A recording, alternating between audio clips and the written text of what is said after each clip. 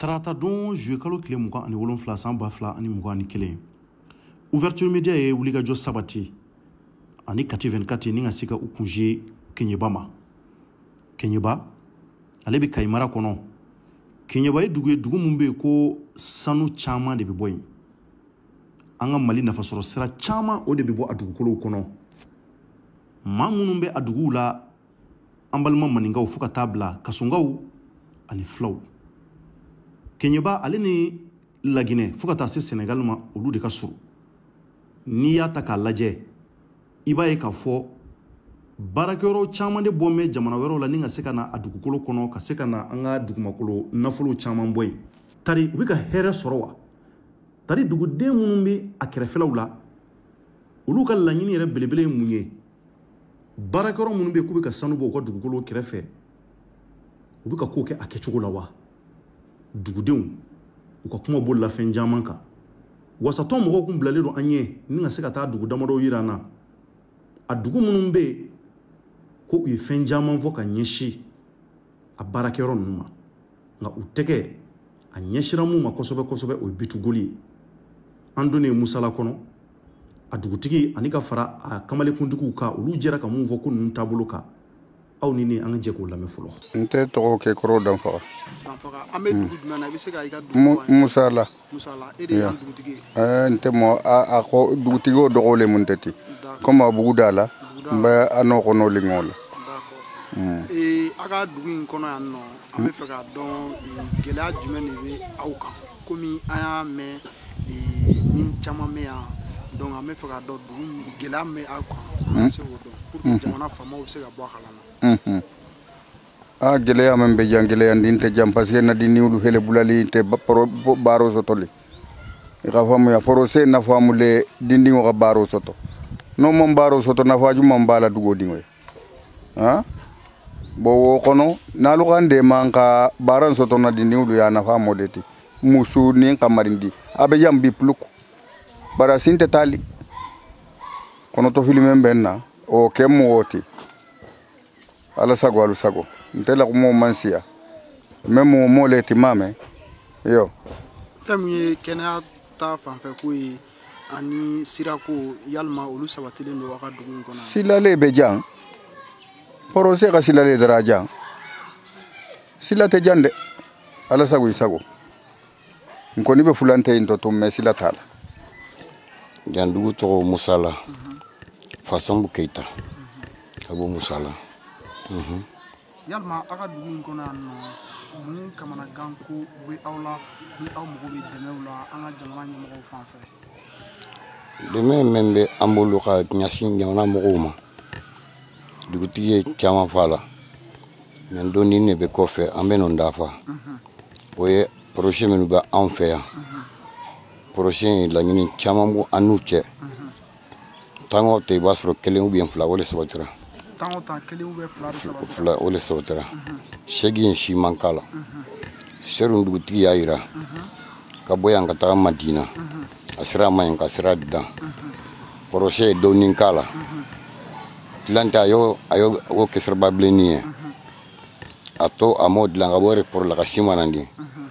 komi a bɛ se ka kɛ aw kan ka sigi n'aw sigira yen fɛ aw ba y'aw ɲɛ la sira ye man dilan o ye kelen ye ana denmisɛnninw minnu bɛ yan denmisɛnnin mɔgɔ tan o mɔgɔ tan i b'a sɔrɔ mɔgɔ 3 de bɛ baara la mɔgɔ 7 u tɛ baara la sabanan minnu bɛ baara la olu borifɛnko gɛlɛya degun b'u kan ka bɔ yan ka taa baarakɛyɔrɔ la kilo 8 kilo 12 ka kan k'o bɔ bon borifɛn tɛ an na minnu taara olu bɛ taga olu bɛ debrouiller u yɛrɛ dɛn u yɛrɛ la borifɛn na dugu fana sara mɔgɔ 30 ni mɔgɔ 10 de taara la mɔgɔ 20 olu man baara sɔrɔ o degunba bɛ an na yan Musala yan baara in kɔnɔna la bitigoli ye dɔgɔtɔrɔso kɛnɛyaso jɔ mais baara in man ban a y'a daminɛ baara nin man ban fɔlɔ baara kɛra so jɔra mais fɛn man k'a kɔnɔ fɔlɔ baarakɛ foyi man k'a la fɔlɔ so kɔni jɔra o bɛɛ ye degun de y'an bolo samiya filɛ ka si yan bana tɛ ban yan kuku tɛ ban ka bɔ yan ka si dɔgɔtɔrɔso la kilo 15 kilo 20 ni la mɔgɔw banara fo ni borifɛn de duya ka taga n'a ye o ni dɔgɔtɔrɔso b'an bolo yan a bɛ se ka kɛ sababu tɛ ka nɔgɔya sira ma mais wote mo ta fo mbe folo o degun sabana o degun sabana ana la ngini ko ne munya dugutela la ngini munya ana dimesenu ga ta barala mo me barani nakano bala anga barani soro adi amuso a chewo na de be menna dugutela la ngini mula be ga dum barala mais anta ga bara soro mais yalma sanu me bo o ga dugu yere kono ya no nafa do be ga se dugu yere ma wa sanu nafa e amanta ko nafa soro amisa sanu nafa soro e sanu ko nafa ko ni anda toro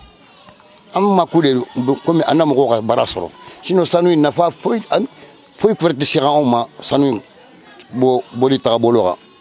ala sabu sago mais aka mogo munun bi barawla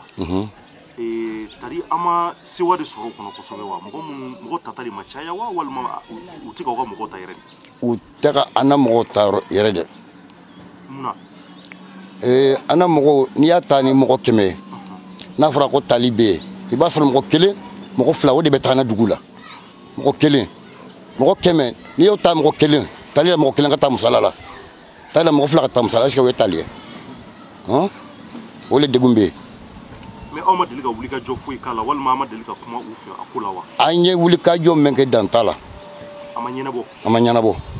kuma namba kalama mer ba kalama na mana dugutigi dugunani dugutigi ba kalama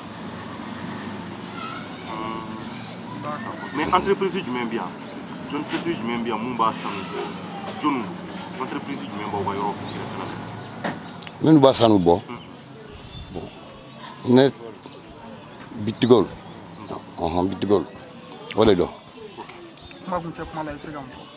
bon ne koni la premier ben nagla talambe de guma banga woyole fratamulu d'autres stambolo ana mo te kata barala o de gumba saba bianga kusube bitigol kotela ne to jula ba sakile musala yalma aw fe anno aw dim ngela de buka a gelea be bangaya na fo porose barala ma fu kanya ama na ko diamma ama jege mara yoro diamma mambara fu diamma andi no be porose la moko bebe nyani porose ma ta kasoro bambara fu diamma depuis porose na na fo bi mande ma fu kanya gelea benga nin denu jangaru la fo ni takari fadugu manandi samiafe o gelea benga silate doktor sute bara fuita ambulu fo sanu bara musukoro balu te sera sanu bara ke wala kengele abangaya ebe mu fo mali jamana nyamgo an ko ni gele abenga yere le gele abenga anda kan ko ya fu soro porosene wala ke to fa kari jawara kabo musala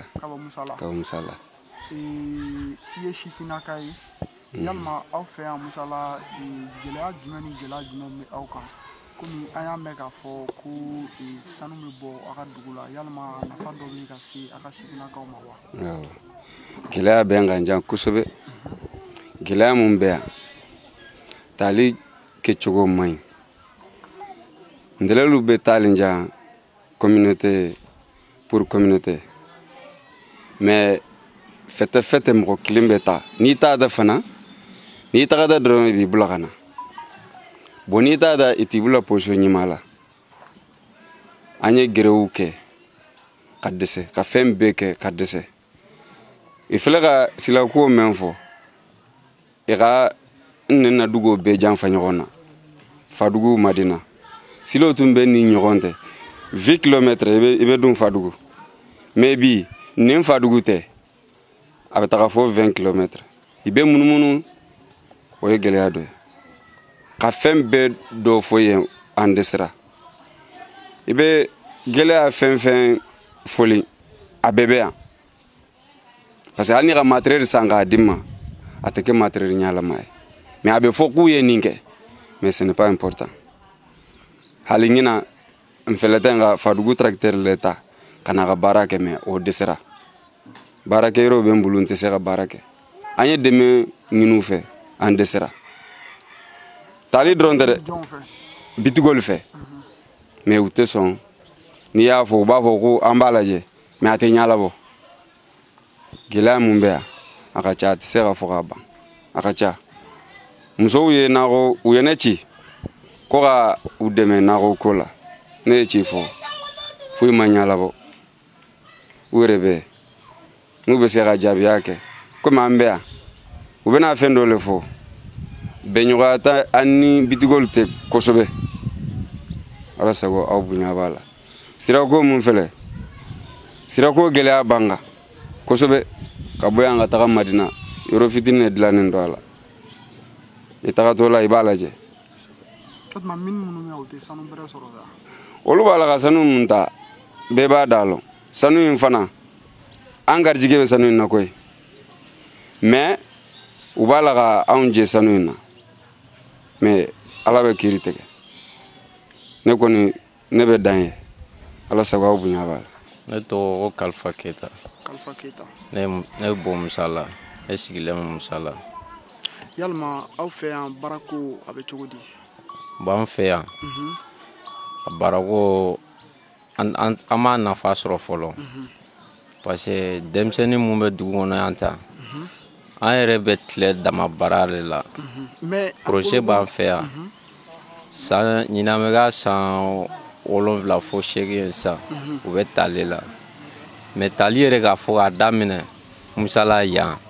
a daminɛ salon yɛrɛ an kɔrɔ salon bon an ka mɔgɔ minnu fɛnɛ b'a la u si tɛ place ɲɛnama la a bɛɛ manœuvre intellectuels bɛ yan u mago t'o la u bɛ na ni offre minnu ye bureau baara qualité wolo an t'o dɔn mais an place ba bɛ yen an y'a f'u ye k'u ka an ta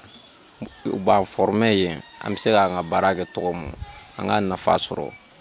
dugu fɛnɛ ka nafa sɔrɔ nka an fɛnɛ ka laɲini y'o de mais woni sisan cɛ ça ne va pas foyi de tɛ ka ɲɛnabɔ u bɛ na ka nɛgɛya don o don réunion chaque mois u bɛ na réunion provoquer dugumɔgɔw fɛ yan mais foyi de tɛ ka ɲɛnabɔ an kɔni komi aw sera ka aw sen bɔ a kɔnɔkɔrɔ ka se yan vraiment an b'aw fo k'a waleɲuman dɔn ni dimi bɛ se ka bɔ anw na nin ko la an kɔni jigi b'aw dɔrɔn de kan. mais u y'a fɔ ko bitigɔli ye fɛn bɛɛ kɛ aw ye yalima o kuma ninnu tɛ tiɲɛ wa. bon bitigɔli ye fɛn mun kɛ musala yan ne yɛrɛ mun ye mun kɛra ɲana n bɛ yan don o don n bɛ machine kelen ani dɔgɔtɔrɔso u y'o jɔ mais o dɔgɔtɔrɔso yɛrɛ n b'a fɔ so de don parce que dɔgɔtɔrɔso yɛrɛ n'a sɔrɔ kɛnɛya lasabatilen bɛ mais fura yɛrɛ tɛ kuma bɛ dɔgɔtɔrɔ ma foyi tɛ yen. d'accord e bɛ se ka welekan jumɛn da an ka jamana ɲɛmɔgɔw ye. ne bɛ se ka welekan mun da jamana ɲɛmɔgɔw ye u k'an dɛmɛ mali ma ɲi mais an yɛrɛ de bannen don an yɛrɛ la sinon tubabu tɛ se ka bɔ a ka fɛ ka na ka ba sago k'an fɛ yan u kana fɛn k'an ye sa mais an ka baara kɛ u k'an sara an ka se k'an ka du balo k'an ka denbayaw balo ka dugu nafa an ka laɲini o de ye. maliyɛnw an bɛ foli lase aw ma ka aw waleɲuman dɔn ka aw bɛɛ kelen kelenna fo diɲɛ fantan ani 4 fɛ maliyɛnw sigimɛ yɔrɔ yɔrɔ ni wagati n'a ka ouverture média lajɛ a yɛrɛ bɔra ka dugudenw ka kuma lamɛn an bɛ dugu mun na yan nin dugu de tɔgɔ ko musala Keɲeba mara don an bɛ Keɲeba sigiba kelen kelenna bɛɛ fo ka bɛɛ waleɲuman dɔn ka bɔ Keɲeba ni ka se ka i kunsi nin dugu in ma a tɛ tɛmɛ kilo 50 hakɛ kan n y'a fɔ n ka kɔrɔfɔw la cogo min na dugu sigibaw an b'u fo k'u waleɲuman dɔn ka a dugutigilakaw fo k'u waleɲuman dɔn ni o ye kansayakaw ye an ka foli bɛ bila u bɛɛ kelen kelenna ye k'u waleɲuman dɔn nin wagati in na ka yiraw la k'a fɔ an nana yan ka se k'a lajɛ dugu minnu sigimɛ ni sanubɔyɔrɔ ninnu na tari a dugudenw bɛ ka balo cogo di tari gɛlɛya jumɛn bɛ a dugudenw na hakili la a bɔra ka dugudenw yɛrɛ ka kɔrɔfɔ lamɛn dugutigilakaw fo ka taa bila jeunesse la degun mun b'u la u y'a fɔ nka nin ye kabako belebeleba de ye ko mun bɛ k'a bɛ se ka anw dabali ban kosɛbɛ anw t'a dɔn k'a fɔ n'a fɔra ko entreprise baw bɛ na an ka jamana kɔnɔ ka na an ka jamana dugu nafolo wariw bɔ ka taa n'a ye nka olu yɛrɛ bɛ sigida minnu kɔnɔ o sigidaw yɛrɛ bɛ ɲani na o ye kabako belebeleba ye mun y'an dabali ban nka nin dina k'a dan ye an bɔra musala an bɛna an kunsi yɔrɔ wɛrɛ ma tuguni ka taa olu fana ka dekun lamɛn maliyɛnw a bɛna kɛ aw de ɲɛna walasa hali bi an b'a ɲini an ka faama ɲumanw fɛ u ka se ka wulikajɔ sabati faamuyali ani dɛmɛ bɛ se ka ɲɛsin nin ko in na cogo min na nin ka se ka dabila ka bɔ an ka jamana kɔnɔ a k'an bɛɛ sɔni Malien an bɛ foli lasaw ma o tɛmɛnen kɔfɛ ka bɔ yen ka ɲɛfɔw ye an bɔra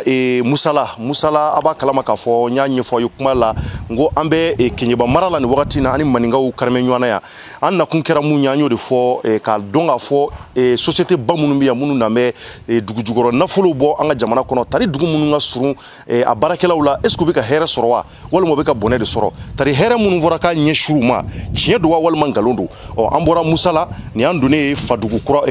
kura kɔnɔ Fadugu kura ale fana ye dugu minnu bɛ yen ko an ka jamanadenw de ka ca yan malien caman de bɛ yan maninkaw caman de bɛ yan minnu fana bɛ yen ko u ni entreprise ba minnu bɛ yen ko u n'an bɛ sanu bɔ an ka jamana kɔnɔ ko u n'u caman gɛrɛmɛ ɲɔgɔn na an bɛ n'u ɲininka sabula an y'a mɛn k'a fɔ de k'u ye hɛrɛ k'u ye k'u ye nafa k'u ye k'u ye ekɔlisow caman jɔ k'u ye fɛn caman k'u ye malien an bɛna a tiɲɛ de dɔn nin waati in na an donna Fadugu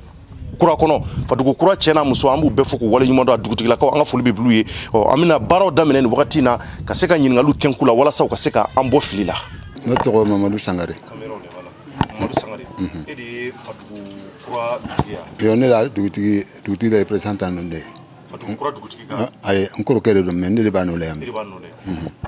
Ok an y'a ye entreprise minnu bɛ sanu bɔ ko u ye hɛrɛw caman kɛ aw ye. An y'o kuma de mɛn anw n'an b'a lajɛ n'a sɔrɔ a bɛ hɛrɛ kɔnɔ walima ni ko bɛ cogo min. ɲininkali a diyara n ye aw mɛn nana fɔlɔ ne kɔni tɛ ni balo ye ne kɔni tɛ ni bɛ gouvernement ye an bɛ yɔrɔ min yan projet min bɛ yan n'a man gɛlɛya lase a ma a ma nɔgɔya lase a ma fɔlɔ bon fɔlɔ olu nana an y'an ka foro de bɔ ka k'u bɛɛ k'i ye u sagira k'an wuli a nɔ la bon an wulila a nɔ la u bɛ sɔn k'u ka ekɔlisow lɔ. O y'a sɔrɔ ekɔliso min bɛ loni o y'o de remplacer n'a bɔra ekɔliso kelen kɔ a ma fɛn d'an ma fu ye dɛ o y'an ka juru de sara ekɔliso kɔrɔ minnu bɛ yen ekɔli a remplacer parce que n'i ye mɔgɔ wulila a la fɛn min bɛ yen f'e ka a remplacer ko de o ma kɛ k'a fɔ i k'a k'a ye dɛ o de donc a b'o cogo la bitigol fana nani sisan tɛ yɔrɔ jumɛn nani bitigol projet min bɛ yan ana wala bara dɔn ka sanu bɔ mais sanu bɔ in kɔnɔ an ma nafa y'a la fɔlɔ parce que fɔlɔ ni y'a na denmisɛnnin former u bɛ taga k'i former u b'u bila n'i y'a kan k'i ta i bɛ mɔgɔ wɛrɛ bila o nɔ la i bɛ mɔgɔ wɛrɛ ta ka na olu bila o nɔ la an na mɔgɔ tɛ taa toujours an ka mɔgɔw tɛ taa ni an ye gɛrɛw lawuli a baju b'a ye n'o ye i nana ka mɔgɔ sɔrɔ dugu kɔnɔ a mɔgɔ tɛ taa i y'a dɔn o gɛlɛya tɛ dɛ. Ya dɔn kɔni ma hɛrɛ si o ma dɛ awa ne kɔni bɛ mɛn lɔn bitigol n'a ni sisan tɛ an ma nafa b'a la fɔlɔ dɛ ni gɛlɛya tɛ gɛlɛya de dɔn hali a dugukolokow fɔlɔ a sɛnɛkɛyɔrɔ dugukolo fɔlɔ u y'o tigɛ an bɛ sigi ni yan tɛ fɔlɔ an bɛ sigi ni so kɔnɔ tɛ sɛnɛkɛyɔrɔ tɛ o ko k'u bɛ yɔrɔ dɔ sɛnɛ yɔrɔ dɔ labɛn k'a di ma o ma labɛn donc dugu kɔnɔ mɔgɔ si tɛ sɛnɛ la an bɛ sigi ni k'i bolo la i sin kan sɛnɛkɛyɔrɔ tɛ bon ya ne sigi yɔrɔ min fana o fɔra an bɛ mana di dugukolo kan olu ko sibira kelen k'an t'o sɔrɔ donc an kɔni bɛ gɛlɛya de kɔnɔ yan dan tɛ gɛlɛya min na o de kɛmu alisogo alisago commune de kelen tɛ a bɛ micro de premier conseil hanama fana bɛ dɔ la o kan o de don alisogo alisago. ɲininkali in fara ale ta kan dɔɔni n'i ye dugu fɔ i ye kɛnɛya fɔ n'i ye dugu fana fɔ i ye siraw fɔ yalima nin minba minnu bɛ yan nɔ u sera ka jɔyɔrɔ jumɛn kɛ aw ka sirakow ni aw ka kɛnɛyakow ni aw ka dugu yɛrɛ ka tagaɲɛ la. bon fɔlɔ y'a dɔn n'i ye mɔgɔ déplacer samɛ i y'a ta k'e a donni kɔtɔ mais a daminɛ ni sisan tɛ hali malibɔrɔ kelen kana an tɛ dugu kɔnɔ hali yɛrɛ ma dɛmɛ a la a man kɛ. malibɔrɔ kelen a man kɛ. Alahu akibaru. bon donc n'o sisan n'o bɔ yan sisan n m'a fɔ i ma si la baara dɛ mais ko n'i ye sila an ye sila baara maintenant tintiba fila tɛ o kɔni y'o baara n kɔni bɔr'o baara kalama parce que ni mɔgɔ ka min kɛ i ɲan ta k'a fɔ o kɛra u ye sila baara ka bɔ manandi ka taga tintiba ka do baara ka bɔ nɔ ka taga musala aw yɛrɛ ayi goudron tɛ sila b'a wuleni goudron u yɛrɛ ka mobili bɛ se ka tɛmɛ cogo min. voilà pour yɛrɛ la mobili hali n'an tun ma mankan tɛ u yɛrɛ la mobili bɛ cun den ka kɔnɔ ka yɛlɛ an de ye mankan tɛ o ka labɛn fo ka kɛ gɛrɛw ye bon a labɛn ta sila ɲa don ne den ma wula kama de o de kɛ a sogo bon école su min fana lɔta kilasi wɔɔrɔ a y'a sɔrɔ kilasi wɔɔrɔ b'an kun Fadugu o yɔrɔ a remplacer ni y'a fɔ k'e ka an dɛmɛ école ko la école comme ɲama ye min fɔ o y'an dɛmɛ o la dɛ mais ɲama min yɛrɛ mun b'a kɔnɔ o de dun kɛ an sɔgɔ sago merci ne tɔgɔ Filifɛn Kamara Filifɛn Kamara ka bɔ Fadugu Fadugu Kura d'accord aw ka sigi la yan aw ka dugu yan Fadugu an y'a ye aw ka dugu a déplacera de ka na yan nɔ donc o fɛnɛ kɔfɛ an y'a ye fɛnɛ baarakɛyɔrɔw bɛ yan minnu bɛ sanu bɔ bi aw ka dugu sanu bɔ yalima sanu minnu bɛ bɔ aw ye nafa dɔw sɔrɔ a la wa n'ola nafa foyi tɛ nɔ nafa hala kelen an ma sɔrɔ a la an ma sɔrɔ nka dun fɔra ko so minnu filɛ ko minnu bɛ sanu bɔ k'olu de ye a sow jɔ tari a ko bɛ cogo di gɛlɛya dɔ b'a ko kɔnɔ i ka na so le lɔ na so lu école recensement lu école so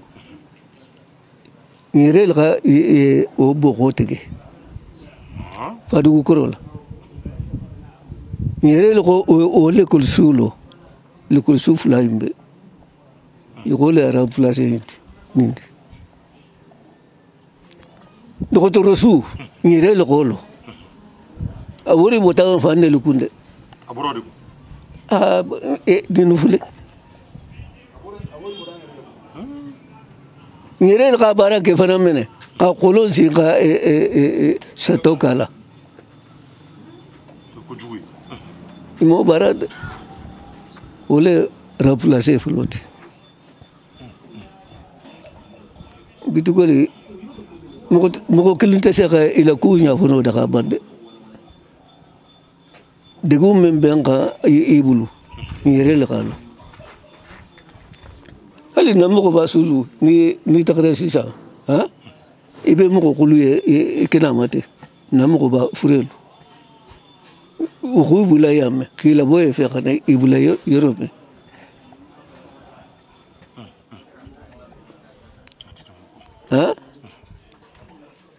a tɛ ban ɲɛfɔ la dɛ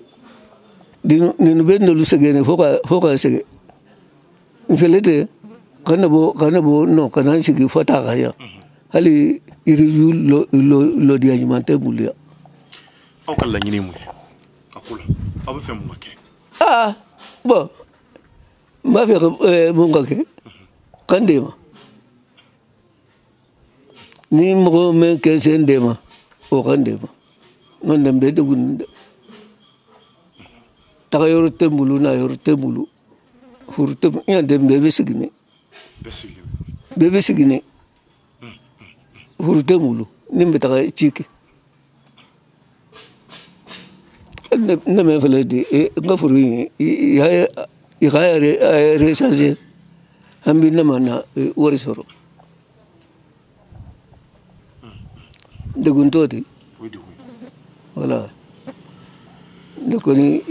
n tɛ ka min sɔrɔ kuma la fɔlɔ o mɔgɔ le ten. to Ɲama Sidibe ne ye dugutigi ka conseil Fadugu anw bɛ Fadugu bi an bɔra fo Faba la ni ka se ka na aw ka dugu kɔnɔ yan sabula an y'a mɛn ko sanu bɔyɔrɔbaw de bɛ aw ka dugu kɛrɛfɛlaw la yan anw hakili la kɔni sanu kɔni n'a bɛ dugu min kɛrɛfɛ o dugu kan ka kɛ faama dugu ye olu dugudenw kan ka lafiya nka anw y'a ye k'a fɔ ko aw de kɔni ko hɛrɛ caman kɛra aw ye ko ekɔlisow dayɛlɛra ye dɔgɔtɔrɔsow b'aw bolo yan an ko an bɛ bɔ Faba la ka na tiɲɛ dɔn ka na aw dugudenw yɛrɛ ɲininka ko in bɛ cogo jumɛn e bɛ se ka mun fara an fa fila minnu tɛmɛna i bɛ se ka mun fara u ka kɔrɔ fɔ. ayiwa nin ko nin tɛ baasi ye ne bɛ fɔlɔ aw de fɔlɔ fɔli ma ni ka bɔ Faba la ka na fɔ yan nɔ ka na an ɲininka haminako la ne b'o fɔli k'aw ye ni dan tɛ fɔli min na an ni bitugoli mun sigilen bɛ yan. donc an ni bijugoli de sigilen bɛ yan. an ni bitugoli de sigilen bɛ yan. donc entreprise wɛrɛ foyi tɛ bijugoli. an bɛ min dɔn o de ye bitugoli ye. min b'a ni kuba ni minnu tɛ o ye bitugoli ye.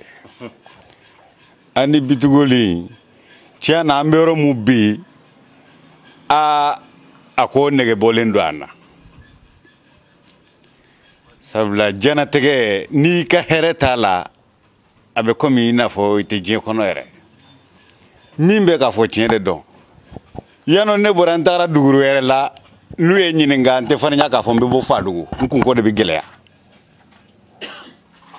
hali o yɛrɛ ko corona virus yɛrɛ anw fɛ yan Kalɔnfin a ma ye yan an kɛrɛfɛ dugu n'i taara pour que ka minji sɔrɔ n'i ko i bɛ bɔ Fadugu ko banabagatɔ filɛ nin ye e tɛ minji sɔrɔ u ko coronavirus b'an fɛ yan bitugolu de ko tɛ u ye dɔ kɛ u ye min kɛ an b'o fɔ u ma min kɛ an t'o fɔ dɛ mais bitugolu bɛ k'o fɔ dɛ bitugolu ye min kɛ a b'o fɔ ka tɛmɛ a ma min kɛ a b'o fana fɔ n bɛ misaliya kelen di ekɔliso ko la u ye ekɔliso minnu jɔ yan o y'a sɔrɔ an bolo yan o y'a sɔrɔ ekɔliso b'an bolo yan dɛ u ye dɔ fara a kan u ye min fara a kan u ye dan sago ko olu y'a jɔ ka fɛn bɛɛ k'a kɔnɔ misigara jarati u m'a bila a kɔnɔ wa yelen t'a kɔnɔ fana n'i donna fo n'i jɔlen bɛ to dɛ ban t'a kɔnɔ foyi tɛ yen Allahu akbar i b'i miiri fɛn fɛn ma o t'a kɔnɔ n'a bɔra sɛbɛnnikɛyɔrɔ la a to foyi tɛ yen mais u ye liburu dɔ di ne yɛrɛ ma k'olu ye minɛn bɛɛ k'a kɔnɔ tiɲɛ yɛrɛ la ne b'aw fɔ ni dan tɛ fɔli min na n'aw tɛ an ka kumakan in a tɛ se ka lase a seyɔrɔ la ne b'o foli k'aw ye dɔgɔtɔrɔso u y'a sɔrɔ an bolo yan société dɔ bɛ yen ko Africa Liwa o de ye nari ni dɛmɛ in dɔ ye mais an yɛrɛw de ye a baara an y'a tila de olu ye dɔ kɛ an yɛrɛ dɔ kɛ olu ye tɔlisɔngɔ ani nɛgɛsɔngɔ ani simansɔngɔ olu y'o bɔ mais a gabakuru n'a cɛncɛn ni a baara tɔmisɛnninw dugumɔgɔw de y'a kɛ u y'o fana jɔ u ye dɔ fara a kan kɛ mais o ma fɛn sɔrɔ yan k'a fɔ k'olu ma fɛn sɔrɔ u ye min kɛ o ye ekɔliso in kɛlen ye n b'a dɔn ko a tɔgɔ seconde cycle o kɛ nin t'an fɛ dɛ olu de y'a jɔ olu yɛrɛ bɛ ka min k'anw na yan o yɛrɛ de y'a to baatɔ bɛɛ parce que n'i y'a mɛn dugu yɛrɛ ka di denmisɛnninw de bɛ hɛrɛ la ni denmisɛnninw tɛ hɛrɛ dugu yɛrɛ bɛ a bɛ yiriwa cogo di mais an tulo b'a la u bɛ k'a fɔ k'u ye Fadugu denmisɛnninw bɛɛ ta an ka denmisɛnninw aw yɛrɛ y'a sɔrɔ u yɛrɛkɛla dɔɔnin wa sinon ye ko tun bɛ fɔ ko ban o hali kɔsanne u y'an ka denmisɛnnin dɔw bila u m'a min ye u m'a bɔ u ye olu bɛɛ yan minnu b'u bolo baara la ani minnu sigilen de ka ca o mana wele u b'a fɔ k'u ye sigida mɔgɔw de ta baara la fɔlɔ tiɲɛ tɛ u mana fɛn fɛn kɛ u b'a fɔ k'u ye nin kɛ tiɲɛ t'a foyi la an yɛrɛ bɛ yɔrɔ min na i ɲɛ bɛ dugu in na dɛ wa Fadugu sigiyɔrɔ de fɛlɛ wa hali n'i bɔra kɔfɛ ɲɛgɛnɛkɛyɔrɔ t'i bolo ɲɛgɛnɛkɛyɔrɔ t'i bolo ni min ma da la an bɛ wuli an bɛ taga dan yira minnu b'a kɔfɛ yɔrɔtigiw bɛ na kɔ yan t'aw ta ye an bɛ foro minnu na u y'olu fana minɛ u y'o minɛ sisan fo ni an ye ba de tigɛ sa dɛ walima an ka wuli ka taga fan wɛrɛ fɛ an bɛ ka balo jura min fana na o ye jura in fana datugu n'i tagara Damansen u mana bɔ i kan ye u bɛ taga ye datugu a yɔrɔ dɔ fɛlɛ yan dɛ an kɔrɔ yan n'an ma d'a la n bɛ taga yira u la fana u y'o datugu o k'a ma k'a n'u bɛɛ n'a kan dɛ tiɲɛ tɛ u y'a kɛ da n'u ma bɛɛ a kan parce que se b'u ye u y'a kɛ da n'u ma bɛɛ a kan dɛ hali bi o ka mɔgɔw dɔw bɔra a k'u bɛ na so u lajɛ ko ni min bɛnnen don ou bien ni sirabaw ko dugu kɔnɔ sirabaw u y'olu dilan hali a bɛ ka siraba min k'u fɔ a ma sɔrɔla kɛlɛ de nɔfɛ u m'a kɛ lilayi waratuli dɛ a kɛra mankan de sababu la wa kuma kɛra kelen tɛ fila tɛ saba tɛ u k'olu t'a kɛ mankan de wulila o sɔrɔ ka sira in dilan sinon u m'a kɛ Ala kama dɛ u tɛ lahidu latimɛ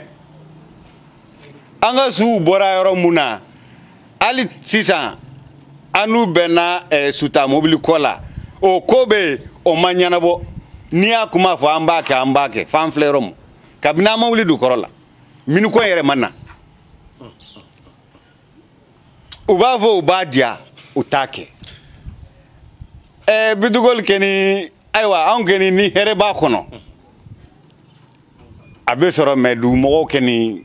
o ma dɔn nka aw bɛ balo cogo di ne bɛ fɛn o de dɔn ayiwa i sera belebeleba yɛrɛ ma an bɛ bɔ kɔfɛ dɛ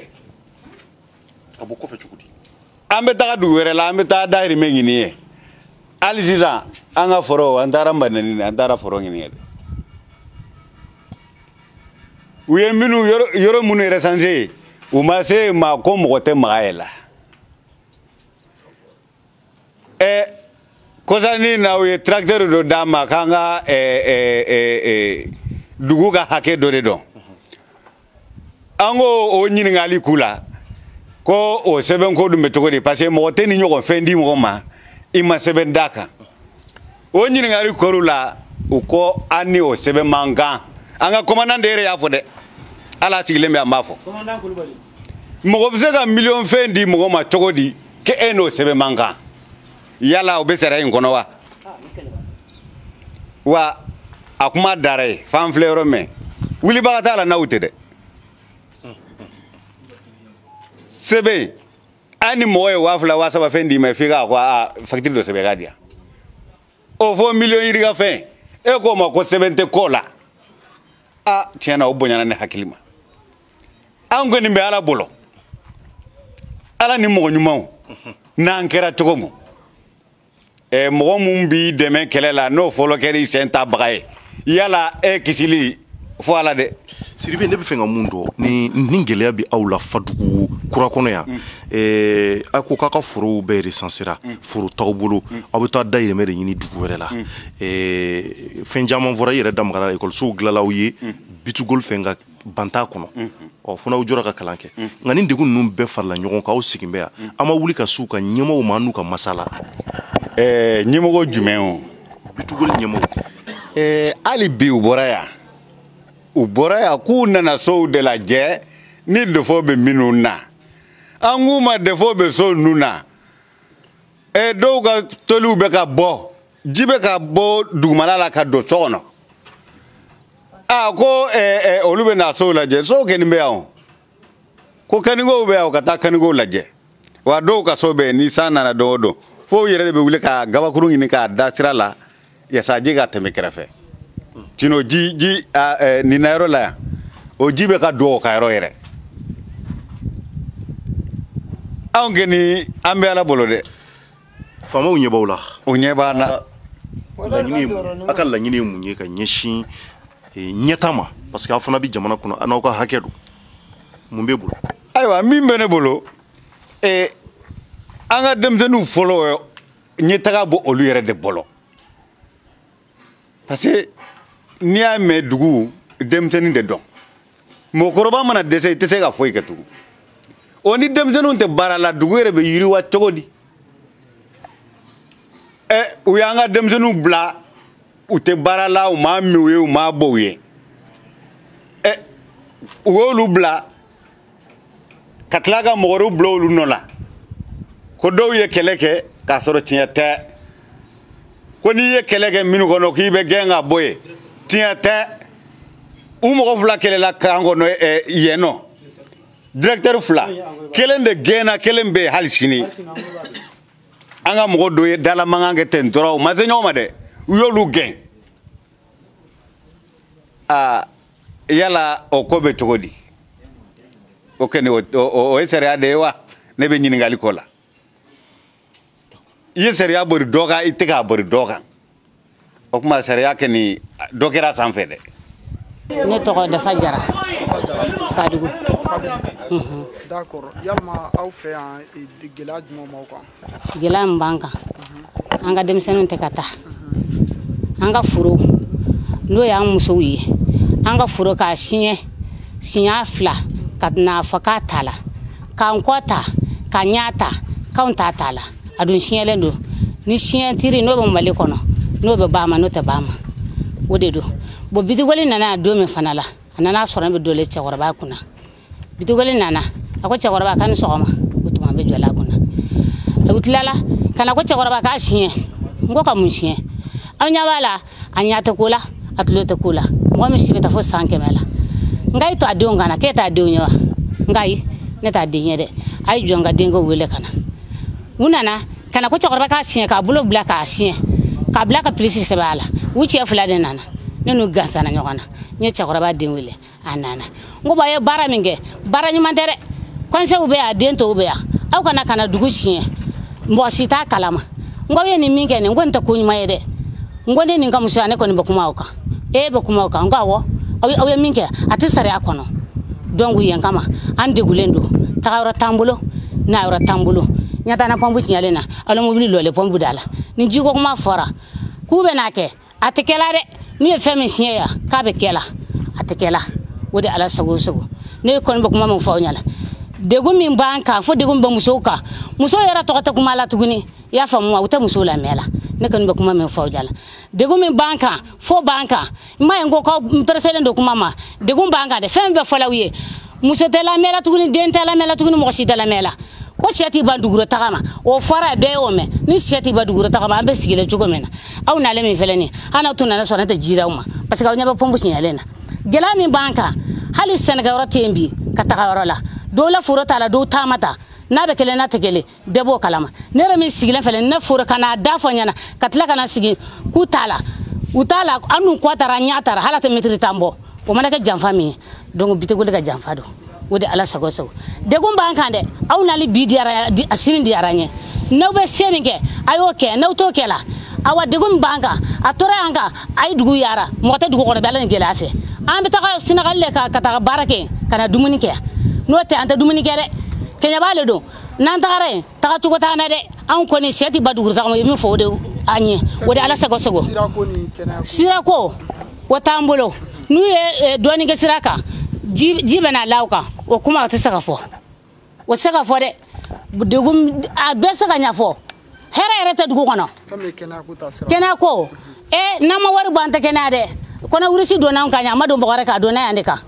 yame barakala mana ta baraka rola ko kono urisi bola u bola segi mo wara do mena kono urisi ta wala ulbe to bama ko kana do ta kono benya bola o kono urisi ta yora kelema ko yere fadugu ya te fadugu ya awni gudu menanno kono urisi saka ya mbara wada la sago ne family de gude banka wada la sago aywa ani chani mbara ya wakana lila awakana li jarane uga degum folo mun banka sini nya sige yirite uya nga yiri foro recenser clemaina ka wari da hakefo ka tlatuni kosa na khani joko ulu tala ulu tisara aw nyanga yiri foro bla tasmana na ka bejeni foy man saranye wo degum folo wo degum bitugol ya yo sama bitugol ko ni ya a chena aw ni misaleme bitugol kanalila chien gafsa bitugol bi ni bitugol yere takarbi wode khadine parce que na fatala anga damansi wo khadanye wo khatankere fe ala sago ne to Haruna Koulibaly bon ne Moussa Diakité ne Fadougou président de la jeunesse voilà d'accord et yalma Fadougou ya chifina kaw ni dugu fo be chifina kaw fo dugu ti se gata chifina kaw ko la dugu yere fena ga sinye sigi be chifina kaw yalma chifina sigi jume la benen awya oni minimum a dugu kona ni ba ka dugu son afro bo katana. Ok, mais la débat est faux aux questions là. Bon, pour le moment, que nous faisons Fadougou bi vraiment gala bon quand ani société mimbiana no bitugoli. Gala be yere foka be. Sabla watu temena no ya yere talite kala. Pour le moment yere mo ko tu débourer juro de la. Anjige min kele min no bitugoli ni. Nana ka nga fombe nana. Kaburdon déplacera kaburdon déplacera. Kanga shu wogobe ku labo ka tu bla fara sanfɛ olu kɛra no ka tila ka anga so min b'an bolo k'olu boye anga sɛnɛkɛyɔrɔw k'olu bɛɛ minɛ bona sanu kama bona fɔra denmisɛnninw ni mɔgɔkɔrɔbaw jigi ye min kelen min ye cɛkɔrɔbaw jigi ye anw jeunes de an ka baara kɛ k'an faw balo k'an baw balo mais o mini kɔnɔna na anw tɛ ka lafiya sɔrɔ ne yɛrɛ min sigilen filɛ nin ye yan ne ni n ka denmisɛnnin caman bɛ yan anw gɛnna o sababuya la k'anw gɛn ko parce que k'an y'an ka hakɛ ɲini dugu filɛ bibi na dugu jɔlen don mɛ mɔgɔ t'a kɔnɔ an wulila ko hakɛ de ɲini k'a yir'u la vraiment u ka fɛɛrɛ kɛ u ye da in tugun banako de kama ko covid an dun y'a jateminɛ yan lamini bɛɛ la mini ka ca mais bitugoli kelen de kɛlen don a ka da tugun o min be no anyo de fu nyina ku mo ka daw yele pour que vraiment dugu bi se ka va-et-vient se ka dugu kono tuko mina anga so ka se ka fa so jojo le mbe a beda tugu no lo asete mo ta kono ni an yere dugu don te anyo langini mu ku fe u ma jabi kanye an wulla ka ta ngani songoya yira ka sira tige me yara nga sira tige ay letru ciuma ka kuna foni kula kuna foni ya situation na mu ma jabi o shila antara ngani songoya yira o kofe u ya on gengo parce que an yera dugu ka grève la ame barala ne yɛrɛ tun bɛ baara kɛ environnement na depuis 2015 ne bɛ baara la o mɔgɔ ka dɔgɔ mini kɔnɔ min bɛ ne ɲɛ baara in kɔnɔ yen nɔ kɔrɔya la mun y'anw na jɔ o manana ko de la ko parce que k'anw yɛrɛ dugu anw gɛnna janvier 2021 voilà man ka kɛ foyi sɔrɔ u ye min diya n ka droit la n ka sara ala man ka sara yɛrɛ complet sɔrɔ a biletɔnw bɛ dɔ bɛ yen man ka sara yɛrɛ complet sɔrɔ ko de ne ka droit ye de 2015 à 2021 o droit de kɛra ne ka sara kalo kelen sara ye ko n yera dugu mɔgɔw ka grève la ne ko ma ko mais an yɛrɛ tɛ dugudenw de ya i ka dugukɔnɔ kɛlɛ e tɛ se ka ye o kɛlɛ la cogo di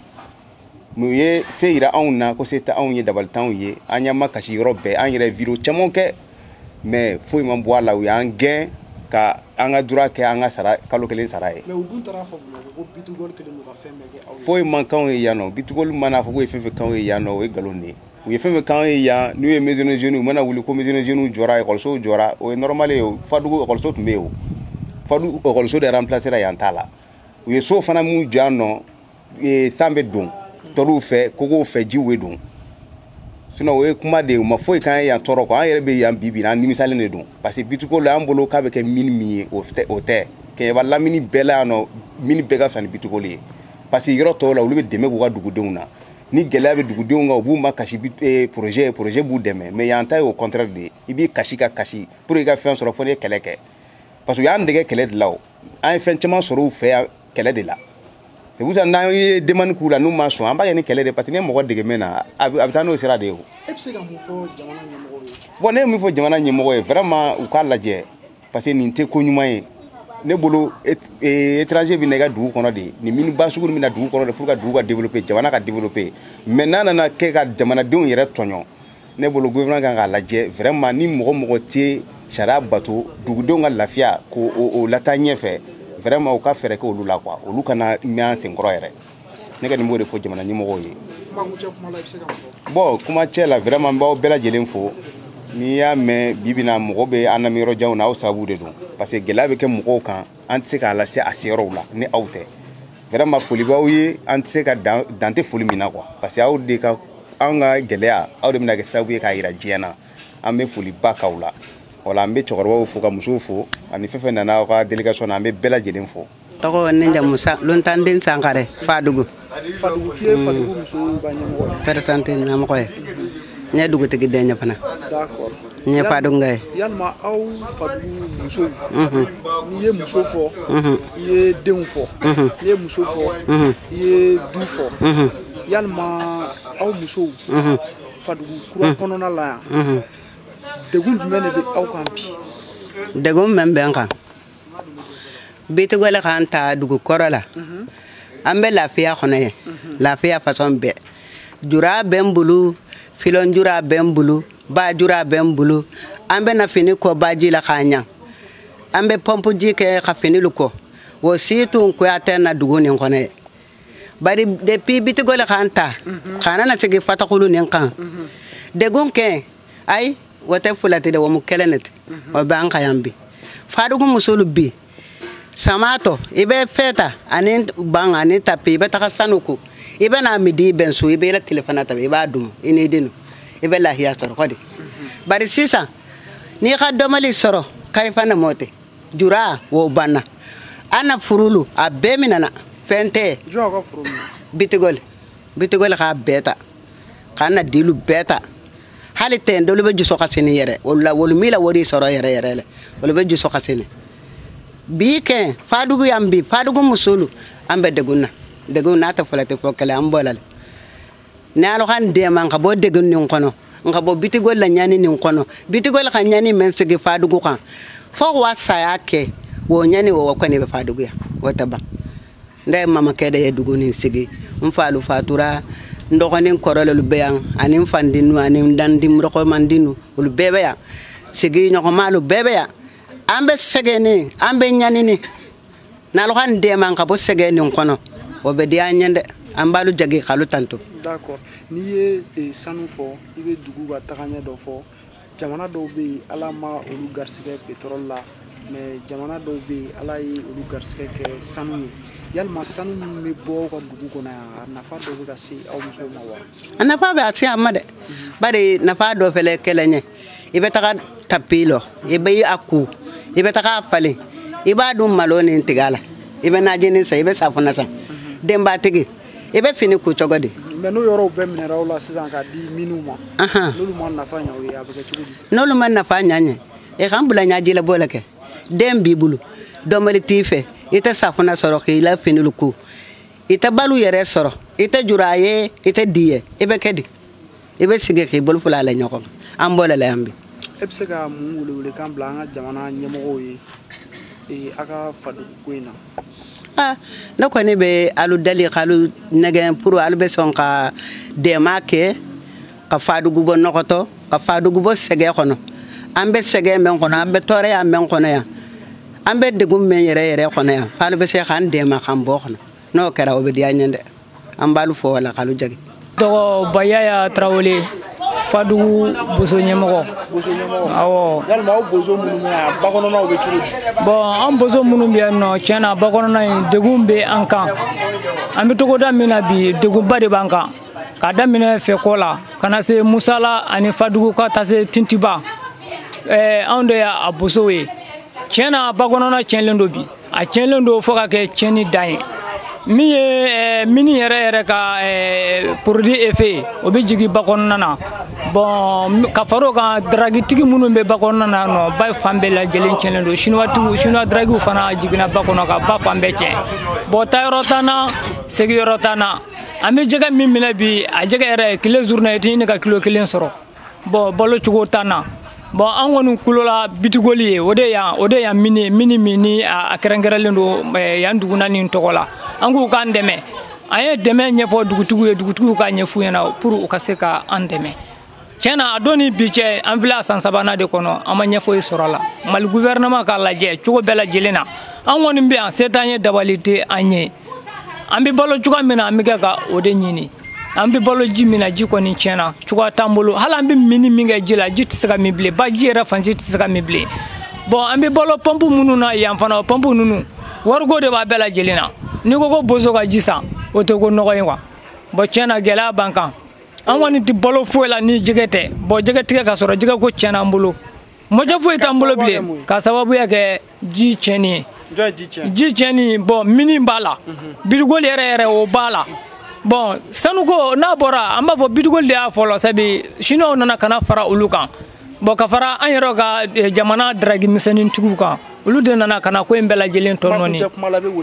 kuma na jamana nyamo kala je an woni bi wele buluma o ka an segerani deme jime ambi bolo chuga mina o ka an segerani oyi walma o kala je shino munun be bakona na o ka seka shino nunu ngenga bo bakona na ba mize ka segi a chugo korla chuga mina anga sinya sigi koso nte Famori Keita. Famori Keita. Keita. Nte mu Famori Keita. D'accord. Ye madneni dugutigi. Nte mu yang dugutigi ti folo. Ya maru ya manke folo de ba o dege tugu manke me. Akunya be ndele bulu folo. Folo nin dogolo. Awa sisam. Awla na dia tanye abunya tamma. Kalu konton kasage kalu konton. Sisan de gum memben kanjang. Ndawla dindingulu siaman tata me ki bel sigi mo ko sinte barala o fula nyokota e ka bara men kenyen jang nin safo pompu woro wula e koshi wula nyokota e ka misiro lonye o nyanta o no he nga fien ki ka fere ke ka barasi do sinya ko be ga mesangul bekeni be ga jiku gole ya bekeni ba kono la o me minno nim be ran ri balangoma aba faka bon wotumana sisang ngo fuyen bari habi barashi koko o wori kashia imanshon ka pelonye iman fe barawoto barashi bitigoli bon i man fu ke ɲɛ fɔlɔ misiro pompe wɔrɔw la yɔgɔlu kɛlɛ o kɛn kɛta a fula ɲɔgɔta nci yen ko ɲa o ɲa nadindiŋolu be kɛni k'i ta baaro la mais n bi pin k'i pan i tɛ foyi ta i be mɔgɔlu ta kan kɔ kan ne ka na k'olu bula baaro la ntɛlɛ dunu ka baaro fɔlɔ jaŋ ntɛlɛ lu ka a fɔlɔ nadindiŋolu jaŋ tintiba fadugu madinandim musala ntɛlɛ lu ka baaro fɔlɔ mais saɲi a si ta tɔnɔ dula ma i kan tɛ wula dindiŋolu bɛ kɛ kɔfɛ ten nadindiŋolu ka san saba kɛlɛ i be baaro la kontaran ti yen i man kontara soto fo naani ngana i makasi fete dolu ka kontara soto bari do a bɛɛ ma soto awa i ka men hananu la sigi i man suɲali kɛ i man kɛlɛ kɛ i man fusi kɔw la sigi i mi ta o kɔ o kɔni o degun o bɛn kan jan ko fo aluyen kasage ka fa aluyen nalu ken wande ma woto barasi ko abena jikuo be ga mesen ko kasiya jambari awa barasi te keni foni ka jino ko yinumi be ga ngombe faka ga kasiya ko fa aluyen nalu ken ka ku boto ka dinya awa fula nyokota ngo fo ka sage ka fo na dindingolo ibe betani mba baro tuna holo nunga tungu mo ka sha barsayi yoko be bule man kele ke man sunyali ke man fuike otumuna jabo men ke men bentefe barasi ko imangoke bon ika sise su yoko barabari sise mara kuyi afota bari adumanda el haten o iba ho gandoro o mandaele yoko nyafana ko mbebe kala yero kilinete kibe yero bara ko faro ko be ka keje faro la o hota nteluka sumano ke musala fe ka boto kataka betaga li fanfe faro fen fendi beno ka wolu be tagama awa ki gandema ngafi ki gandema ko puru awa ka yiro degase lewa se soto nyame awa haten imande gase ri fuishi keje imande ma wolu lade ikenga tagama ka asabe bari imande mala o fara ku o mambo boy dum ba fo kan kasage ka ho baran tekela wotumana antake memben fe wole ke moti ala sagalu sago bonato kale keta na sigiro benembe madnani yama ne wolola yanga moya wala yamma au fe madnani gela gela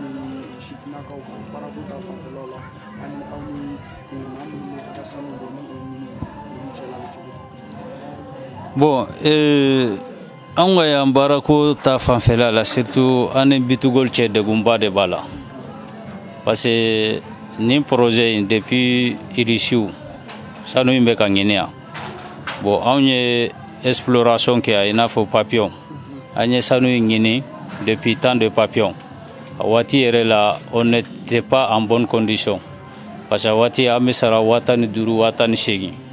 bon an y'o degun bɛɛ kɛ yan bon exploration bannen bon a yirala k'a fɔ ko mini bɛna sigi an ka zone kɔnɔ bon yanni mini ka sigi donc mini bitugol nalen an n'u sigira ka bɛn hakɛ dɔw kan parce que a yiral'u la k'a fɔ anw bɛ zone min na anw man kalan et puis métier t'an na donc ko u bɛ denmisɛnninw ta k'u don baara la u b'an former en même temps k'an kɛ cadre ye donc an ni bitugol y'o accord signé et puis recrutement ta fanfɛla la an bɛnna fɛn dɔw kan i n'a fɔ le main d'œuvre non qualifié donc on a droit à 60%. Chaque recrutement ko 60% de bɛ di communauté ma bon au début a tun bɛ ka labɔtɔ parce que a waati la tali daminɛ u ye taliw kɛ a sira fɛ mais construction selen a banyɔrɔ ma donc u y'a essayer ka communauté retirer ka bɔ baara yɛrɛ kɔnɔ carrément parce que construction banto commune bena datige donc an don to sanbo yɛrɛ phase kɔnɔ donc u y'a essayer ka mɔgɔw transférer minnu kan ka to mine kɔnɔ u y'olu transférer bon an ka denmisɛnnin minnu bɛ yen u y'o bɛɛ transférer ka na fa dugu kura la parce que dugu kura yɛlɛmali la donc u y'an ka denmisɛnnin bɛɛ labɔ mine kɔnɔ ka taa yen dɛ bon dugu kura construction banna dɔrɔn olu bɛɛ jɔra ka na so donc depuis olu jɔra fo bi an y'an sen don k'an bolo don an tɛ k'an ka solution sɔrɔ a la bon tali min fana dilen b'an ma ko main d'œuvre non qualifié donc n'o offre fana bɔra waati o waati u b'a essayer k'a kɛ qualifié ye parce que n'a fɔra ko manœuvre baara e ka o offre di mɔgɔ ma ka tila k'i jɔ ko a tigi ka se ka sɛbɛn ka kalan bon o kɔni an ma se k'o yɔrɔ ninnu faamu bon an n'u y'o kɛlɛw kɛ ka mɛn mais ɲɛ tɛ ka sɔrɔ a si la bon et puis mɔgɔ caman de bɛ dugu kɔnɔna ninnu na village environnant ninnu Tintiba Fadugu Musala Madinani u bɛ baga dɔ ma san k'i lajɔ facilement u bɛ tila k'i tɔgɔ dɔn liste noire la parce que u b'an ka élèves mɔgɔw dɔw bila kun yɛrɛ t'u la an yɛrɛ t'a dɔn u gɛnna kun min na bon an b'u ɲininka karisa dun jɔra a jɔra kun jumɛn na o tɛ fɛn f'an ye et puis ni offre wɛrɛ nana n'an y'o mɔgɔ kelen di o bɛ tila k'o bɔ liste la n'u m'a fɔ k'o ye kɛlɛkɛla ye u b'a fɔ k'o bɛ ka jama révolter donc o degunba de b'an kan yan. Yalama dugu yɛrɛ ka bɔ nɔgɔ la ani dugu yɛrɛ ka nafasɔrɔ sira olu siraw fɛ yalama i bɛ ka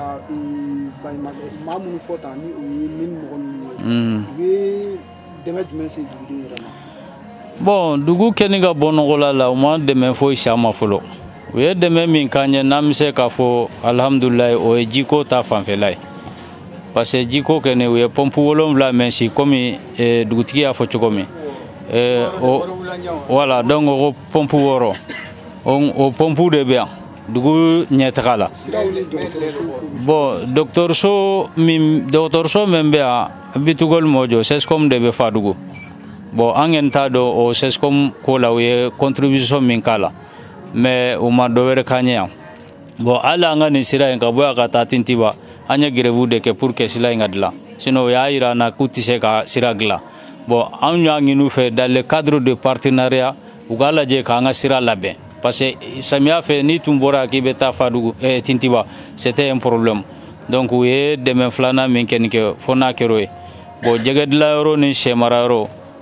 olu ma ban fɔlɔ mɔgɔ tɛ se ka fɛn fɔ o kan voilà.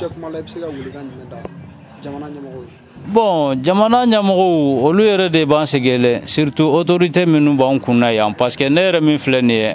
ne gɛnnen de don bon ne yɛrɛ m'a dɔn Bitugol de y'anw licencié bon a kɛra janvier passé an ye grève kɛ bon grève in fana kɛra hukumu min kɔnɔ an ka laɲini sariyaw de don parce que u y'an ka denmisɛnninw bila ko covid nana bon denmisɛnnin caman jɔra bon u ka covid daminɛ na u ko 3 mois mais an y'a ye a kuntagala janyara donc an k'u ma sisan n'a fɔra i ka taa dutigi datugu kan kɔnɔ kalo 3 i tɛ se i ka denbaya la walimusow b'a la vraiment ko degun b'a la donc sisan ni da tɛ se ka labila u k'a lajɛ an ka mɔgɔ minnu sigilen don u k'u wele dɔw ka se ka taa baara kɛ parce que o caman de fana bɛ yan du jɔsen de y'olu ye an ka jura baarayɔrɔ minnu bɛ yan Bitugol y'a bɛɛ minɛ an na an bɛ sɛnɛ kɛ yɔrɔ minnu n'an bɛ fɛn sɔrɔ a la Bitugol y'a bɛɛ minɛ a bɛɛ bɛ nogo zone kɔnɔ donc an bɛ ka dɔɔni dɔɔni ɲini yɔrɔ min o de ye Bitugol baara in ye projet ko in bon n'u nan'o fana bɛɛ bila ka na so bon vraiment degunba de b'an kan an y'o laɲini de k'u fɛ donc an n'u ma ɲɔgɔn faamu o de la an taara sira daw ɲa donc ko en tant que an ka laɲiniw ma sabati donc an tɛ baara wuli bon o grève de kɔnɔna la sa u ye anw tɔgɔ ta ko anw de ye jama révolté ka bila olu la parce que k'anw bɛ baara la olu bolo donc k'anw man kan ka fara dugumɔgɔw kan k'olu kɛlɛ bon mais an ka autorité minnu bɛ kɛɲɛba ye an taara an ma se ka ɲɛ sɔrɔ olu yɛrɛ faral'u kan parce que olu yɛrɛ y'a yira an na n'i bɛ baara la mɔgɔw bolo n'a ka baara taabolo m'i diya k'i k'a ka baara bila i ka taa i ka so donc o de ka ɲi i ka taa baga mɔgɔw ma k'u kɛlɛ parce que u y'an accusé fɛn minnu na ko an ye tasuma dɔn k'u ka panaw jeni bon tasuma nana k'an yɛrɛ sɔrɔ da la an tɛ tasuma bɔ fan dɔn an yɛrɛ t'a dɔn a wulila cogo min mais on a été accusé de ça ko tasuma nana k'u ka panaw jeni bon panaw in yɛrɛ da kelen t'a la u ko fɔlɔ ko 24 000 panaw u ko 30 000 panaw an kɔni an yɛrɛ ye panaw min jenina an yɛrɛ m'a ye an ɲɛ la parce que yanni i ka mɔgɔ accusé fɛn na i b'a yira a la de fɔlɔ karisa n ka nin tɛ ɲɛ n'a filɛ anw ma panaw ye panaw bɛ yɔrɔ min an yɛrɛ t'a dɔn an accusé o de la donc y'an cɛ ka taa inspection de travail la Kayi après an nalen u nana lettre de licenciement d'an ma donc k'u n'anw tɛ se ka baara kɛ parce que k'an tɛ sɔnna k'u ka sariyaw labato ne yɛrɛ gɛnkun y'o de ye mais n t'a dɔn n yɛrɛ ye min kɛ yala bon ne kɔni bɛ se ka weleweleda min kɛ an ka ɲɛmɔgɔw ye vraiment n'u m'a lajɛ k'u kɔfɛla an na an sɛgɛnna parce que anw bɛ yan u bɛ k'anw traité comme i n'a fɔ an tɛ fɛn kalama bon Bitugol kelen bɛ ka sago de k'anw kan yan ni men ka du ye do mi wo de ke sariya te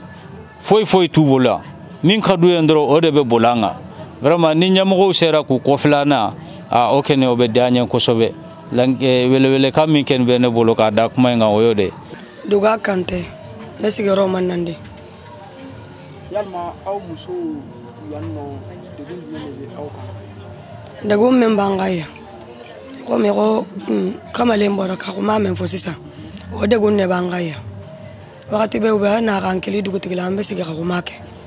jiku problème o be sigina na jiku problème wala parce que il rapompo c'est vraiment wodi atanye te goli abe dola mais pompo atana ka dugu aranze dugu ka bon pompo be sinni ko ni amfe mais ni pompo tinya ta wakati me karu fula karu saba pompo talabe mo ko tambolo kala be ambe ta anna dem sanu bobo yang kata gisi ta kata jita fo fadu orbinela yalo solution tola ani anna dem sanu lo taliko vraiment wo be suenanga ibe ta lu kono sai mo ko saba mo ko nan mo ko duru o be lu kono abe be sigina ta barala lagini ndumbe sabata kandunga ko ni memba mfe kangof karu semeni wo semeni bena kan kalangini ngina mfe ambe sageni nguma kilima antanyalo na vraiment wo ko kilimba nsegeni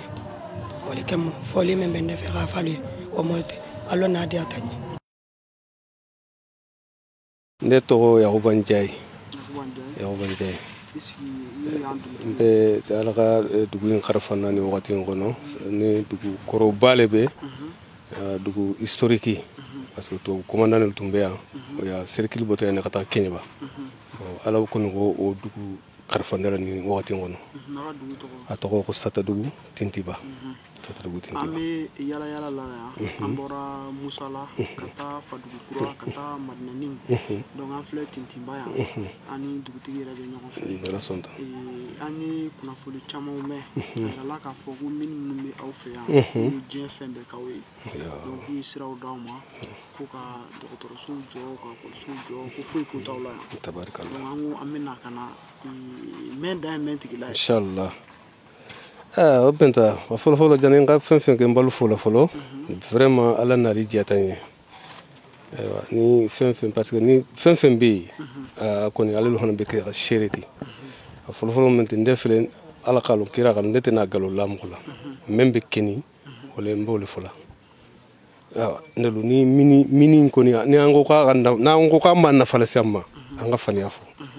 parce que mbese ka fo mini ka menke ni ya ne fisi wala amay mais de jeunes ako joani o boni ko awa satoro be ako ke inachevé bara la bambali ko damma parce que pano o ga sato monter pano din woro le kan tan fla kan ata espéru amen bay sato lo ko me fo mais lo pano din woro le kala kadamma awa mini ko ni ne ko ngam mello mini na fe kula ni mo ko na fa be mini na fo men funi ba barala ni be mini barala e ba na fa so ka sabu ke ila sarati alors le ne be ko le fo mo be se ram ko ta barala mbita barala fo ki fa ite ke mo ti ndol ni mini ta betene ana communauté mo lu te dor ay hali barda nyala mala mini kono lala dal bar hali fege comment dire là hali contrat indéterminé pour akasoro je pense que anga grève le que marcher le que parce que non te sans nani sans duru contrat indéterminé mandi anamolma fawulta ka grève ke wakati me akasoro ka odama donc ni femme boya bo o koni ndol fela anga association créée o resita mako ka na mako be baramenna ko anko fo riba financer anga chemra yorole montage ke a wori be 4 millions ti mais fam fleur mente ma financer a dossier be mbulia ka beta ka ta duma fam fleur mente ata di bitugol mo kolma fam fleur mente amanyala bo donc maintenant au bi au retire boya anga j'ai do hanan formé j'ai au dugu kunande bala yambala sata dugu yam tintiba yambala manandi bala fadugu bala musala bala pour que an bɛ se ka nin dugu naani ni olu ni baara fitinin di tan ma an fana bɛ se k'an denbaya la hinɛ olu la quoi mais avec an ka ko bɛɛ kɛ o fana na an man se ka baara ɲɛnama sɔrɔ ko bon ko association ko olu tɛ se association financée ko fo GIE an ka a yɛlɛma ka kɛ GIE ten ka récépissé ta ka fɛn bɛɛ kɛ ka liful bɛɛ ta ka GIE bila ka bila jour la quoi mais an ka fɛn fɛn ɲini u fɛ y a pas moyen parce que mini ne bɛ bɔgɔ le fɔ mini nafa fɛn fɛn tɛ olu kɔni ni nafa bɛ mini na ni kɔni tɛ fɔlɔ kɔnɔna kuma daminɛ le bɛ n'i b'a baara la i sara n'i bɛ se économie la i bɛ ko dɔ k'i yɛrɛ ye mais hali o de ni comme que mini baarakɛlaw bɛ yan n'i tɛ se économie kɛ i tɛ se ka foyi k'i yɛrɛ ye an ka n'o tɛ mini fɛlɛn tɛ a fɛlɛn tɛ an bɛ an servir ka mini minɛn kolon ninnu na o i n'a fɔ barigon ni kibu ninnu mais n'an ma ko sisan ma an bɛ taga Kɛɲɛba ou bien an bɛ taga mini da wɛrɛ la ne k'o le fɔ n ko c'est à dire u ka hali u m'a d'an ma mais u ka a sɔrɔ se kɛ hali u b'a feere la de mais min tolu b'a bɔ cogoya min na u ka bɔ k'a d'an ma tɛ an fana bɛ se ka o dolu sɔrɔ an man degun kɛ mais n'a fɔra ko hali barigon vide bi n'i ma ko sisan n'i ma taga Kɛɲɛba i t'a sɔrɔ bon i bɛ taga Kɛɲɛba i bɛ taga dɔ de la mini dɔ de la barigon vide san na ou bien mini dɔ de la kibu san na ka na i mako ɲɛ a la yan donc ne a kɔni b'o ɲɛ kan nafa b'a la fo yɔrɔ dɔ mɔgɔ dugudenw caman bɛ se i ma ka n'u ka kunkankow f'i ɲɛna yalima problème ba jumɛn bɛ i ka dugu in yɛrɛ dugudenw da la bon na duguden no comme que duguden yɛrɛ bɛ yan problème min bɛ yen awa a man nɔgɔn parce que bi na n'i ko fɛn fɛn kɔni bɛ mini ko le bɛ yen ma bon duguden bɛna i ma ka siɲɛ taliko la bon baarako bon baarako la donc ala la u bɛ dolu ta kalo 2 kalo 3 kalo 6 i b'olu lajɔ donc mɔgɔ min ta n'a bɛ lajɔ ne dugu kɔnɔ yan bi a ka ca donc o kɔni o bɛ yen comme que duguden yɛrɛ bɛ yan jeunesse ɲɛmɔgɔ tɛ yan mais ala représentant bɛ yan min bɛ se ka kuma n'o la o bɛ yan o kɔni o degun b'an da la o degun b'an da la. e bɛ se ka welekan jumɛn da kumakuncɛ kuma la Mali ɲɛmɔgɔw ye. bon i k'a dɔn ayiwa na kuma le bɛ a ma nɔgɔn Mali ɲɛmɔgɔw hali bitugol hala ka a ma nɔgɔn quoi hali a ka ko dɔ kɛ ni covid kɔnɔna la o fana fo n da ka se o fana ma parce que an na gɛrɛw laban yɛrɛ kɛ taa o le ten covid kɔnɔna la a ka barème de travail dɔ ta ne kɔni m'a ye m'a mɛn n ka ɲininkali k'a la mɔgɔ m'a fɔ n ye a k'a mɛn mɔgɔ m'a fɔ n ye a k'a ye n'a ta ka paniki créer an na foyer kɔnɔ parce que n'i ka muso ta ka taga o lamara kan kɔnɔ kalo 2 kalo 3 muso bɛ kan kɔnɔ cɛ bɛ so u bɛ so i ka cɛ tɛ ka taga o lamara kan kɔnɔ kalo 2 kalo 3 cɛ bɛ so cɛ bɛ kan kɔnɔ muso bɛ so o bɛna paniki le ten foyer la vraiment a kɛta sababu o kɛra a kɛta sababu ti ka foyer caman yɔgɔyɔgɔ foyer caman tun bɛ soudeni mais a kɛta sababu ti ka foyer caman yɔgɔyɔgɔ o kɛta sababu ti ka foyer caman yɔgɔyɔgɔ donc a ka furu yɛrɛ sa t'a kɔnɔla la mais ayiwa an kɔni bɛ sigi ni ka ala le ma kɔnɔ donc maintenant o le kɔni bɛ vraiment n bɛ se ka min fɔ Mali faamalu ye vraiment i k'i hakili to an na n'o tɛ an degunnen bɛ dɛ n degun tɛ fila tɛ an degunnen bɛ parce que hali ne yɛrɛ surtout presse burufa bɛ ne yɛrɛ ta kan parce que u la mini kura dɔ bɛ k'u fɔni ko Manakoto wa bon o village minnu bɔ o kɛrɛfɛla la olu recensement daminɛ quoi alors que Manakoto in ni ne yɛrɛ bɛ péreni ko n bɛ taga fo Bamako kun bɛ na ne si ma ye o recensement la o ka fɔ n ye quoi parce que bitugolo ko daminɛ Manakoto n'i y'a ta k'a lajɛ Manakoto bɛ n dɛla dugukolo la kan a tɛ hali tintiba ni premier kan dɛ a bɛ tintiba dugukolo la kan parce que Manakoto in filɛ ten dugu kelen ni labuda ɲalama kelen bɛ ne ni Manakoto kɛ mais n bɛ se k'a fɔ Manakoto kɔni k'olu bɛ dun fo ka se ne ma f'a b'a fɛ ka ne yɛrɛ ta yɛrɛ dun a fɛ quoi k'a sababu kɛ bitugolo tɛ dɛ ne kɔni b'o le fɔ la parce que n'a fɔra k'a fɔ ko sanu yɛrɛ o zone o la ko les villages dugu minnu bɛ o yɔrɔ kɛrɛfɛ ko olu recensement daminɛna k'a fɔ ko ne ma ye o la o bɛ na pani fo a bɛ na pani n tɛ taa kun da si ye ni o la o kɔni o bɛ n tɔɔrɔ ni ɲaamɛ o bɛ n tɔɔrɔ ni dusu la ɲaamɛ fo o bɛ n tɔɔrɔ hali n'a ma ɲa ne de tun pɛrɛnnen bɛ ka taga fo Bamakɔ ka taga o ɲaŋini kun bɛna ma yala o la kɔni vraiment ni sonja le kɔni mu ala la o kɔni bɛ ne bɛ kan d'accord kuma laban bon kuma laban min bɛ n bolo halisa e k'i hakili to an na ndelu jigi mu fama ndelu tɛ ni jigi yɛrɛ foyi t'an na ni fama ninnu tɛ ani ala donc vraiment e k'i hakili to an na an se an na hakɛ nin sɔrɔ cogoya min na parce que ne layirolu bɛ tiɲɛ kan donc n'a tɔ k'a fɔ ko ndelu tɛ hali a nafa sɔrɔ la kɔni ala le s'ale tɛgɛ mɔgɔ ma mais n'o tɛ mɔgɔ kɔni bɛna laɲini an ka faamal ɲini faamalu fɛ e k'i hakili to an na o yɔrɔ la. Ne tɔgɔ ye Isa Tarawele. Nba. N sigilen bɛ Tintiba Satadugu Tintiba bi ni ɲantuma in na. N balima aw yeli jala ne ye kosɛbɛ n b'aw fo aw nali la. Ni n tilala n b'an ka dugutigiw fana fo ani an ka alimamiw ani an ka jeunesse ɲɛmɔgɔw ani mɔgɔ bɛ dugu in kɔnɔ yan nɔ n b'a bɛɛ fo. Tiɲɛ yɛrɛ la ni n ko ko aw nali ma diya n ye kalo tigɛ mais tɔɔrɔya b'an kan yan bi dɛ. Anw fɛn fɛn bɛ dugu in kɔnɔ yan bi anw se sababu kɛla ya projet de n'a e kɔni y'a ye an bɛ ka fɛn o fɛn kɛ yan an ma nɔ si tɔgɔ la an nana projet le tɔgɔ la mais projet ye anw ta a tilala k'an bila an bɛ yan bi a ka ca san 2 ye bi an sigilen bɛ yan nɔ. Tiɲɛ yɛrɛ kɔni na an t'a bila kun dɔn an ma foyi kɛ an ma suɲɛli kɛ projet mɔgɔw Bidigoli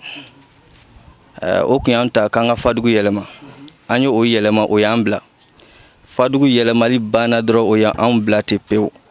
o ma kun fɔ an ye o ma fɔ a ye nin suɲɛ o ma fɔ an ma nin suɲɛ o yɛrɛ ma fɔ fana k'an tɛ se baara la papier kun man cɛ o tila ka papier kirikara dɔ d'an ma k'o y'a laban ye donc o kɔni o de b'an kɛ yan nɔ donc k'a fɔ fana an ye nin kɛ o de y'a kɛ an bila la ayi somasi baden de bɛ yan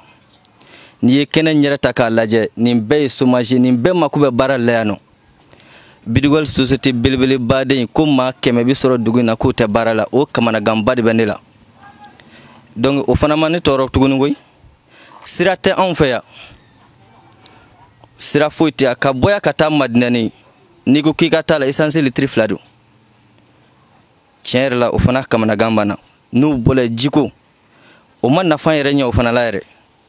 anw bɛɛ jɛlen bɛ château kelen na Tintiba bɛɛ jɛlen bɛ château kelen na o mana bɔ yen n bɛ wele da an ka faamaw ye o ka na lajɛ mun de bi yan aw nali jala ne ye koyi fɛn min bɛ yan o bɛ ka kule ko kɔrɔnfɛla yan bɛna juguya n'u ye koyi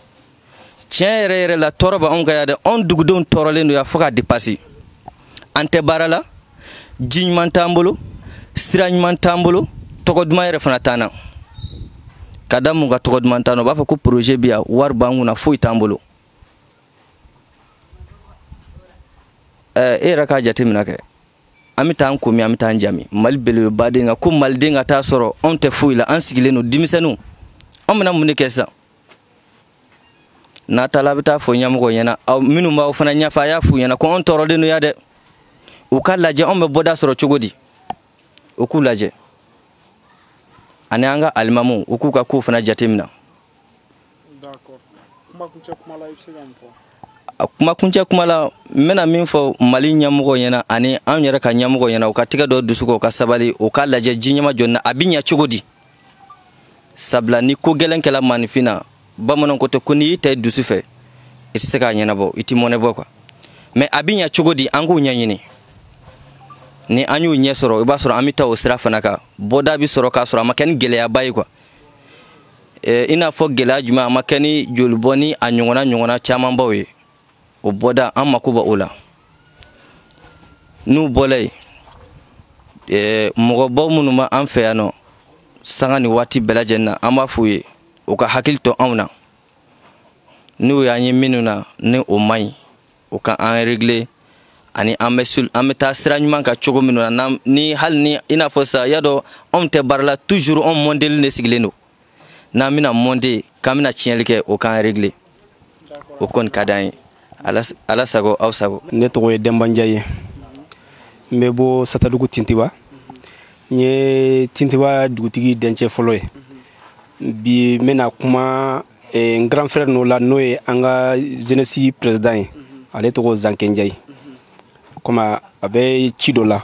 n bɛna kuma ale place la. D'accord. Gɛlɛya jumɛn bɛ aw kan yan nɔ an y'a mɛn ko minibaw bɛ aw fɛ yan u bɛ sanu ni fɛnw bɔ yalima nafa bɛ ka se dugu ma yan wa. Ok yanni n ka n da dɔw la n bɛ foli bila ka taga an lamɛnbaga bɛɛ lajɛlen fɛ ka bɛɛ lajɛlen fo ka aw Ouverture Media mɔgɔw yɛrɛ fɔ aw ka cɛsiri la ka dugawu dɔn jamana in ala ka jamana in basigi ala ka jamana in basigi ala ka jamana in fa hɛrɛ la donc anw fɛ dugu in kɔnɔ yan gɛlɛya min b'an ka baara ko in na a tɛ se ka fɔ ka ban sabula i ka mɔgɔninfin to a sugu la o ka fisa i k'a bila ka li nɛnɛ ka tila k'a fɔ k'a ka o to ye o ye jumɛn ye n'i ye denmisɛnninw ta k'u dun baara la ka tila k'u gɛn i bɛ ka na ni kɔlɔlɔ juguba de ye a dɔw la ni dɔw m'a ta ni hakili ye fa bɛ se ka wulu la dɔw bɛ se ka kɛ zɔn ye dɔw bɛ se ka taga sira kuntanw fɛ dɔw bɛ se ka dun fɛn kuntan minnu na quoi o ye kojuguba de ye faut que Mali ɲɛmɔgɔw k'o jateminɛ u ka kuma miniw fɛ mini bɛɛ de don dɛ u ka kuma mini bɛɛ fɛ u ka fɛrɛ u ka sabali u kana to k'a fɔ k'u b'an denmisɛnninw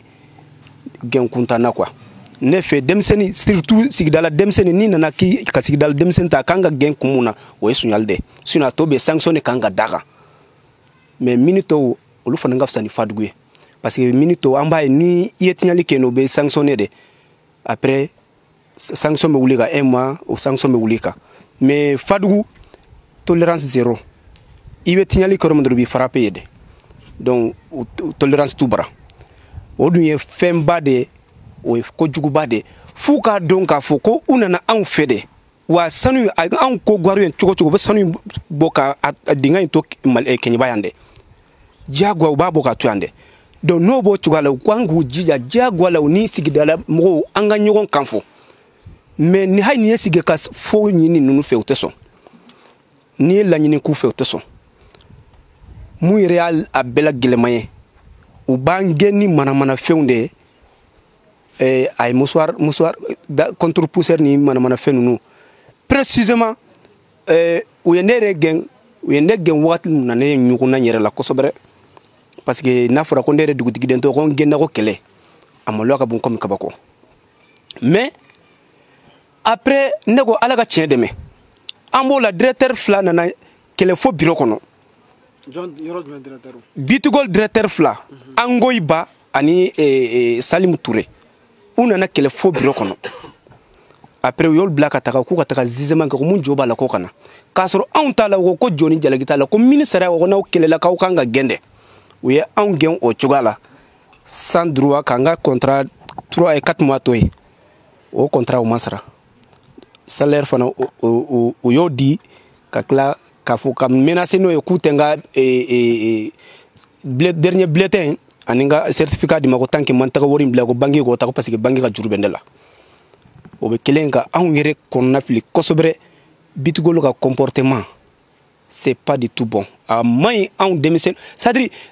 a ka taga ka bɔ yen o yɛrɛ ka fisa a ka to yan ten an ka ɲɔgɔn nɛgɛ n'i ye sekende ye wallahi billahi n'i ye sekende k'a fɔ ne da bɛ se ka ko dɔ kɛ maliko la n b'a fɔ n ko bitigolo ka contrat a ka annulé a ka di mɔgɔ wɛrɛ ma billahi ala parce que i bɛ fɛn di mɔgɔ de ma mɔgɔ min na n'i bara n'a bɛ e ka hɛrɛ fɛ a b'a yɛrɛ ka hɛrɛ kɛ a b'i fana ka hɛrɛ fɛ parce que u bɛ fɛ ka u bɛ kan ka minnu fɔ olu tɛ kuma ye quoi n'i ko k'i bɛ mɔgɔ fɛ i t'a den fɛ wallahi billahi man k'a fɛ n'i ko i bɛ mɔgɔ fɛ i bɛ k'a den de fɛ donc fɛn dɔ don jamana ɲɛmɔgɔ ne bɛ wele da mun bulu ma ni mini mɔgɔw tagara kuma o kuma fɔ u k'u jilaja komi Ouverture Media aw filɛ ka na cogo min na ka nin ko in sɛgɛsɛgɛ k'u jilaja chaque fois au lieu de que u ka décision ta u jilaja kana verification ke parce que anya ye kenyeba be gosi kere kenyeba ka tia be sababu kera minde ngalonga mais anga nyamoko munu tumbe oluma verification kala ti be fuyendro pafu be so rasi chuanga kan gosi be gosi ka kana ka soro tia tout fait uku jantu minu ka kuma la kosobre nu ye kuma fu ga sabali u kana songa application ke sur le direct u ga mo la wuli kana vérifier u koni ka danye ko jugu